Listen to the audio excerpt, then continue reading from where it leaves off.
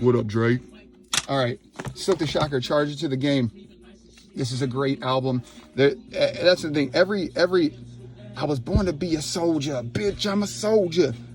No, I mean I don't know. No, everything that Silkk did, his first two albums were awesome. It's funny because this right here, this is the Ghetto Express. Now this is the original copy of it, but later on, American Express sued them, so they had to change the logo and the way it looked from Ghetto Express to something completely different. If you look up on Google or whatever, you'll see Charge to the Game. But this is the original before they had to change the thing. But this is a great album. I mean, that's what I like. There was no skits, dude.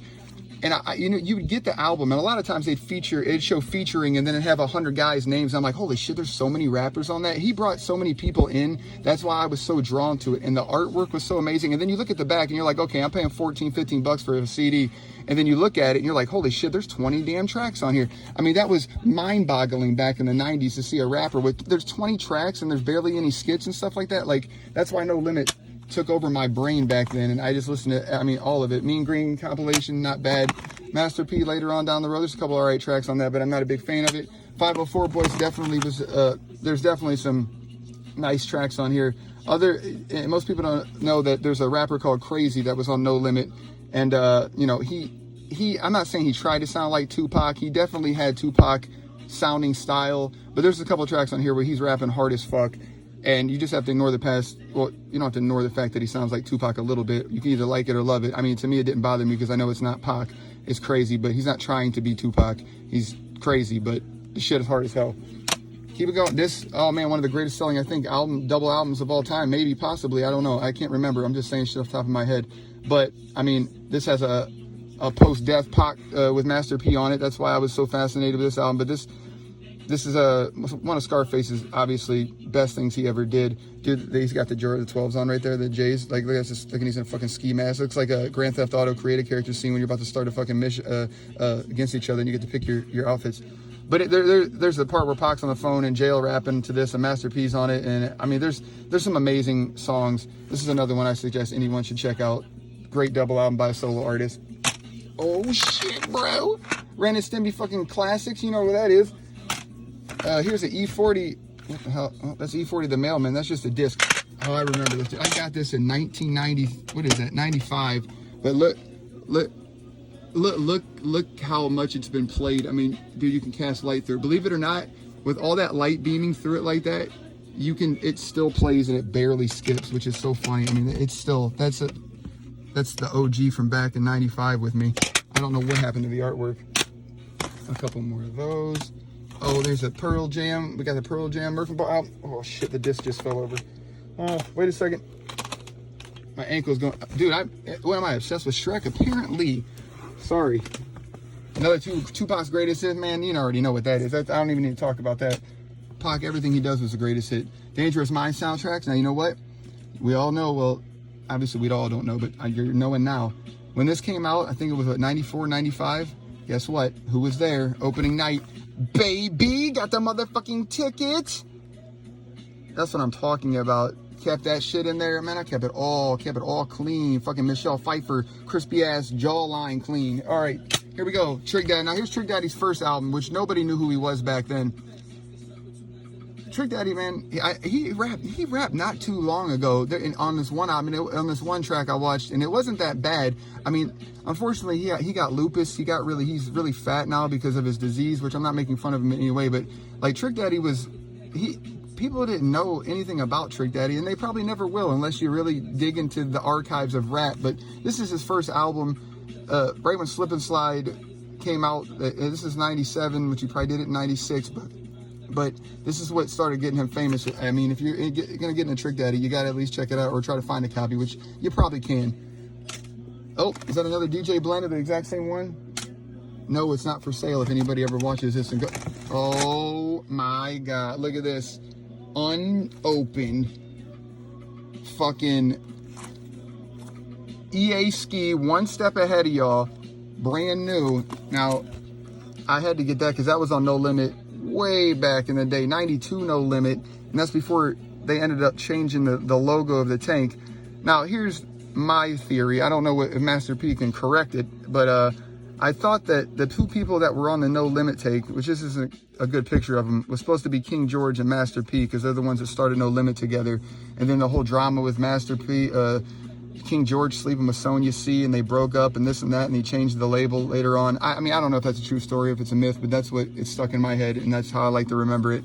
So, In a Minute Records, No Limit Records combo.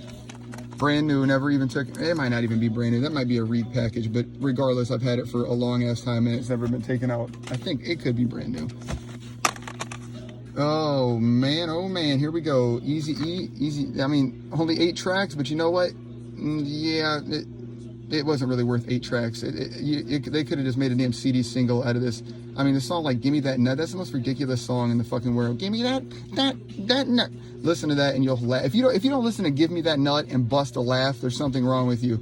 But I mean, there's the Boys in the Hood, the G Mix, which I really don't like that much. Real motherfucking G's. That's the only song, like, Any Last Words isn't too bad either, but this should just be called Eazy-E Real Motherfucking G's single. This was the whole album. Pretty disappointed with the whole album. I mean, I love the cover of it. That's a dope. I would wear that shit on a shirt. Obviously, it's a Dr. Dre disc, you know, because that was a big thing back then, which made them all millions of dollars. Dre Day only meant Eazy's payday, remember? Here we go. Oh, man, Aerosmith concert. That's what I'm fucking talking about. Those days, 1993, man. Fucking Aerosmith concert. I don't even want to talk. I love Aerosmith. Oh, no. Here, we're not talking about rock, though. We're talking about rap. That's why we're here. Those are just in here. 1990. This was a promo of all the rappers. This is from 96. This is like the first thing that I picked up to get into Slip and Slide. Like I said, I used to go everywhere. Underground shit to find. I mean, I was in rap. Like, I was wrapped up in rap. For real, for real. This got me hip to Slip and Slide. Because Slip and Slide had a lot of nice artists. This is where I found out about him. Probably pretty hard to find. Look at this fucking guy. AK's Finest mixtape. I don't know where the disc is. Who's this guy? Check out his MySpace, guys. Find that guy. Whoever that guy is, find that guy on MySpace or Facebook and hit his ass up. Somebody can find him out there for me. He's from Akron, Ohio. I don't know how this got in there. Like I said, I used to go get all people's CDs. Praise Money. Now, actually, I don't. Well, he's sort of in our family. Praise Money is a dope. He's not really in our family. He was just well affiliated with the members of our family. But this album is a banger. He's from Cleveland, Ohio. He lived in some other place. He was no joke. Drug dealer, gangster. Like this man, it was no skinny jean wearing. This is a man that'll pull the strap out and kill somebody.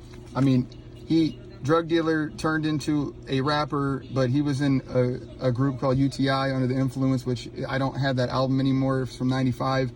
I wish I did. I have some of the songs, but I don't have the album. But this is his later 2004. This album is great. I still listen to it quite a bit. Look at that. Bam, you already know you're getting parental advisory. This shit goes hard as hell. But I mean, he wasn't no joke. He rapped what he talked what he rapped, and that's real. Some more Pearl Jam, Jeremy Spookin', Outkast, CD single, we don't care about that. A Little fucking Kim, okay, all right, here's Master P, one of the greatest albums of all time. I like the original one where the dude is smoking the crack at the bottom, but he's not, but it's got all his fucking lighting up in the crack pipe and it's coming out, all the albums. It's plastic, it's orange, it's bright, it's in your face, construction worker bright. This is the original release. That's where, man, I fell in love with that so much, dude. I got a little gold one. I couldn't get the ones with the diamonds, but my dad found me one in Cleveland of a little baby gold one, and I still have it, never got rid of it. 10 karat gold, it's funny. This is the original case where they fucked up, because Make 'Em Say was the big hit song that everybody found out about this, and I mean, that's what they were all about. But when they printed it, this one was wrong. It just says make say it doesn't say make 'em say so it makes you sound like a fucking caveman say it. Make say no, make say But then they later on released the repress of it with the make say So I found that funny. But this album, I mean, it's classic, dude. Every time you bought a No Limit album, you were just, I mean, you could just take all day. I was on the bus at school. I mean, I love just what they did. They did so much promotion, so much. I mean, I used to look at those as a teenager and go, oh my God, I can't wait till this. I mean, I got every album that ever came out of No Limit, even way before. And then I started getting everything. And we haven't even got to the crazy shit yet. Here's some more Cleveland stuff. It was a Young Buck and Freeze. Freeze was a rapper from Cleveland. He was pretty dope. He still probably raps, but I don't follow him anymore. Lighter shades of brown. These are just that's some dirty ass shit there. Oh, this was just a case. What is this? 10,000 Cadillacs. That was a group from Cleveland, a rock. If you know Mushroom Head, the rock group. This was like the rap people from the rapping. Look it up, you can figure it out. But it has a lot to do. 10,000 Cadillacs was the shit. I had a couple of their albums. That's all you really need. Craig Mack, rest in peace. There's Flavor in Your Ear. Fucking Puff Daddy didn't even go to his funeral. How fucked up is that? I mean, this man, Craig Mack is the man. Craig Mack and Biggie Smalls and was it Total or whatever groups he had, 301, I can't remember what he had back in the day. They made Bad Boy Records, and Puff Daddy didn't even have the courtesy to go to this man's funeral. That's pretty fucked up even in my book. Way to go. Oh, another Ian Matthews CD. I found that. No, that's not. Wait, is that the same guy? That ain't this. Is it the same guy? Yes, it is. It's probably later on down the career. But I think I found this at the thrift store for 60 bucks when I was, or 60 bucks, Jesus Christ, 60 cents. So I bought it because my name, this is brand new. I don't even know what that is. I don't even know what that is. Oh shit, Shaggy, but no, it's not. I don't even think I ever listened to that album. Shaggy was all right. There's definitely Attention, Matt H, Attention.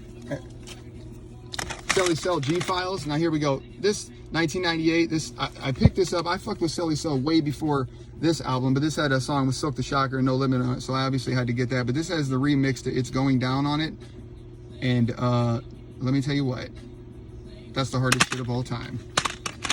Silly Cell It's Going Down remix. Look at, I mean, I just love what they did with all the. I was so fascinated. E40 is one of my favorite rappers too of all time. And we keep it pushing on to the next Gangsta at the top of the list. And above my old shit, it went something like this. 99 Ways to Die, the original release of Masterpiece 99 Ways to Die. He looks like a white guy right here, but obviously he's not. He's under a terrible lighting situation. But, I mean, look at this. Dude. Back in the day, look at this stuff. They blurred it out. I mean, what was Masterpiece on? I was like 14 or 15 when I was buying these, and I was like, what's happening right now? I mean, he had his own sex line and shit like that. He's got bitches fucking, look, she's doing a fucking line of coke. And he's got her ass in her face, and I mean, he's got a big cross on. Jesus wouldn't like that. Look at that. They got her tits blurred out. That's from his first album down there. I mean, this shit, Master P was on some crazy stuff, but his marketing and promotion, the ice cream, man, he's got fucking Dayton Spoke wires there with some ice cream reaching towards you with gold chains and fucking limos with Dayton's and tinted out window. I mean, dude, they were doing it right. I'm still fascinated with it. Here's this, the second release of that with a different album cover, switched up back. I mean, Master P, same cover on the inside, but obviously a different CD. Man, this is, let's just keep pulling them out. My arm's starting to get tired. Let me switch it up here to this arm. Oh, man. Where are we at? Oh, dang. Look at this. Machiavelli unreleased 99 bootleg bitch right off the press. Shoot, who knows where I got that? Probably a flea market, but it was well pressed. That was back, obviously, after he died. He had tons of shit that came out before anything, but this, you had to can't get it on the internet because there was no internet. And if it was, you had to pay for it 40 or 50 bucks for a bootleg on eBay back when they let you sell burn copies. That's the only way you could get stuff. If not, you had to be in the streets and you had to get the shit before anyone else. So you went around finding bootleg people and you had to know people. Oh, Never Return Madagascar 2. I hope they're not looking for me. I probably owe $1,000, $500,000 on that. Here we go. No Limit. Puff Daddy, No Limit. Now let's talk about, not No Limit, No Way Out, I mean.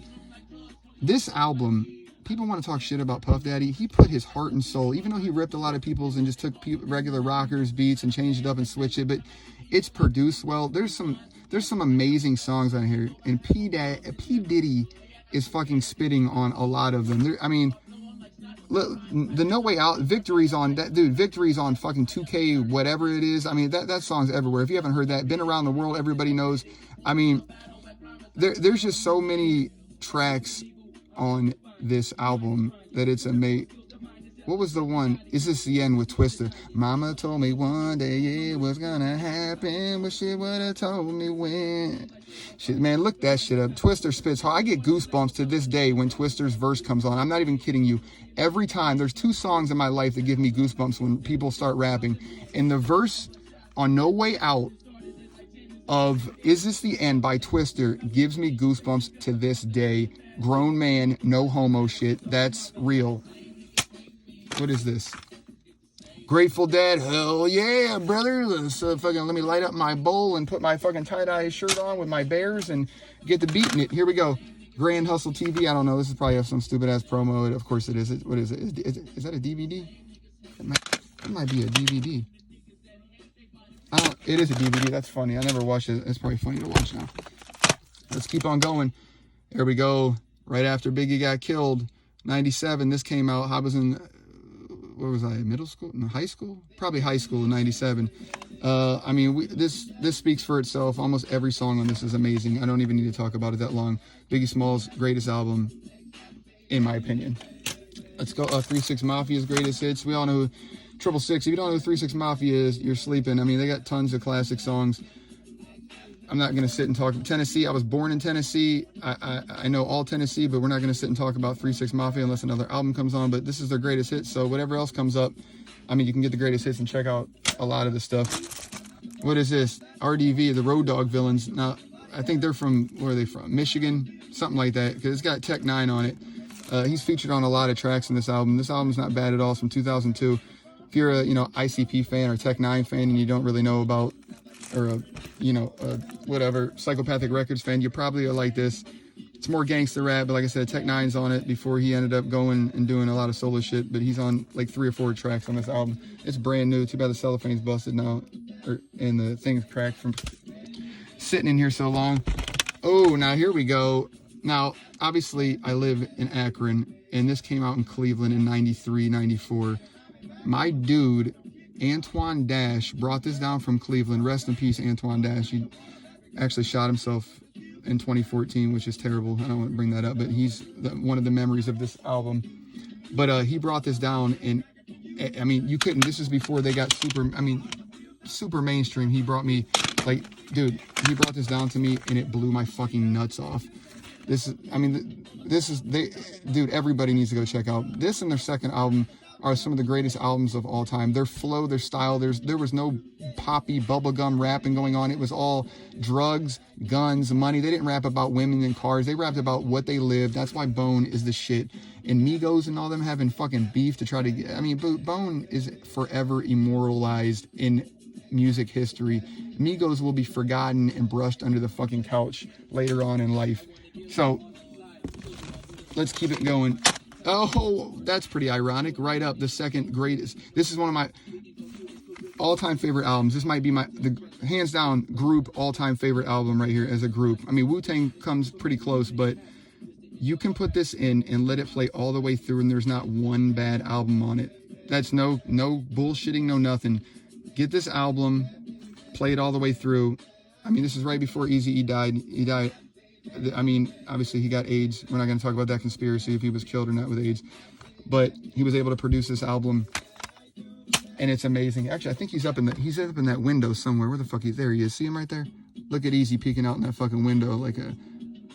Look at him in that fucking burnt out fucking hell. That's Eazy up there. Rest in peace, Eazy. Dog Pound. Oh, this album. Let's talk about this album. So many good songs on it. Daz. People were sleeping on Daz as a producer, beat maker, rapper. This album, they're talking hard as hell on this album. The beats are amazing. If you're a G-Funk fan, this is a great album. It's 95 is when it came out. I mean, it's a forever classic in my book. I mean, Daz did so many beats on Tupac's double album, All Eyes on Me, and he doesn't get no credit for it. Daz is amazing. This album is amazing. Here we go. Now, probably Spice One is probably my favorite rapper of all time. West Coast, look at that album. This is from 94. This is one of my favorite albums of all time. I'm not going to sit and talk about it too much, but Spice One, Tupac's on it. Jealous Got Me Strapped is amazing. The E40's on it. I love E40. Spice One, I mean, everybody, he looks like Travis Scott. I mean, look, dude, he's got a Tech 9, a fucking AK-40, not AK, but I mean, what the fuck is he holding? A Glock and a Tech, and he's got a North Carolina jersey on. In a fucking book bag. That's gangster shit.